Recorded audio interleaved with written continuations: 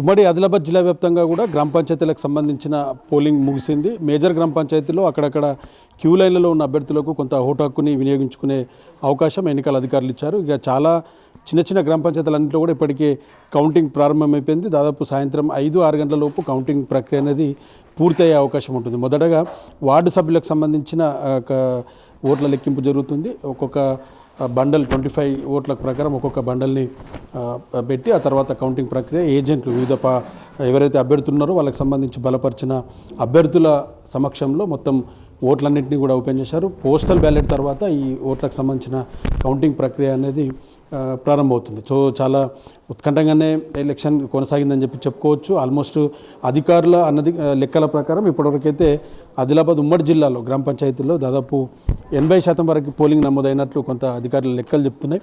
So చాలామంది ఈసారి బరిలో ఉన్నారు. అభ్యర్థులంతా కూడా పెద్ద మొత్తంలో ఎన్నికల బరిలో దిగిన పరిస్థితి ఉంది. సో అదే క్రమంలో ఏకగ్రీవాలు కూడా ఈసారి చాలా ఉమ్మడి జిల్లా వ్యాప్తంగా పెద్ద మొత్తంలో ఏకగ్రీవాలు కూడా జరిగాయి. నిర్మల్ జిల్లాలో దాదాపు 16 సర్పంచ్ స్థానాల్లో ఏకగ్రీవంగా ఎన్నికైన పరిస్థితి ఉంది. ఇప్పుడు మంచిర్యాల జిల్లాలో కూడా దాదాపు 6 స్థానాలు, కొమరంభీం జిల్లాకు సంబంధించి 8 స్థానాలు సర్పంచ్ ఏకగ్రీవమయ్యాయి.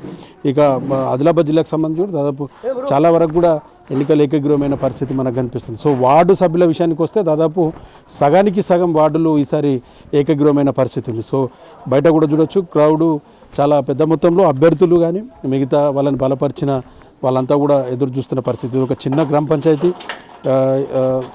జామిడి అనే గ్రామ పంచాయతీ ఆదిలాబాద్ జిల్లాకు సంబంధించి. సో ఇక్కడ అభ్యర్థులంతా కూడా చాలా ఆతృతగా రిజల్ట్ కోసం చాలామంది ఎదురు చూస్తున్న పరిస్థితి ఉంది. ఉదయం నుంచి కూడా చలిని లెక్క చేయకుండా చాలామంది ఈసారి ఓటు హక్కును వినియోగించుకునేందుకు బయటకు వచ్చారు. ప్రధానంగా కొత్త ఓటర్స్ బ్యాలెట్ ద్వారా ఏ విధంగా ఓటు హక్కును వినియోగించుకున్నది అన్న దానిపైన ఇంట్రెస్ట్గా చాలామంది కూడా వచ్చారు. అధికారులు కొంత బ్యాలెట్ పైన అవగాహన కూడా కల్పించిన పరిస్థితి ఉంది. సో 2 ఓట్లు వార్డు మెంబర్కి, సర్పంచ్కి ఓట్లు వేసిన పరిస్థితుల్లో చూడొచ్చు జనాలు కూడా చాలామంది ఇంట్రెస్ట్గా ఉన్నారు ఎవరు సర్పంచ్కి ఎన్నుకోబోతున్నారు. ఎందుకంటే same day polling, same day counting కాబట్టి సాయంత్రానికల్లా రిజల్ట్ వస్తుంది. అందరూ కూడా తమ వార్డు సభ్యులు ఎవరు, తమ గ్రామానికి సంబంధించిన సర్పంచ్ ఎవరు అన్న దానిపైన పూర్తిగా చాలా ఇంట్రెస్ట్గా కొంత ఉత్కంఠగా ఉన్న పరిస్థితి అయితే మనకు చూడొచ్చు. మరి ఆదిలాబాద్ జిల్లా వ్యాప్తంగా కూడా ఇదే పరిస్థితి. సో మేజర్ గ్రామ పంచాయతీల్లో మాత్రం కొంత ఆలస్యంగా కౌంటింగ్ ప్రారంభమవుతుంది. చిన్న గ్రామ పంచాయతీల్లో ఆల్మోస్ట్ 4-5 గంటల ప్రాంతంలో కౌంటింగ్ పూర్తవుతుంది. కానీ మేజర్ పంచాయతీలో మాత్రం అర్ధరాత్రి వరకు కూడా కౌంటింగ్ అనేది జరిగే అవకాశం కనిపిస్తుంది.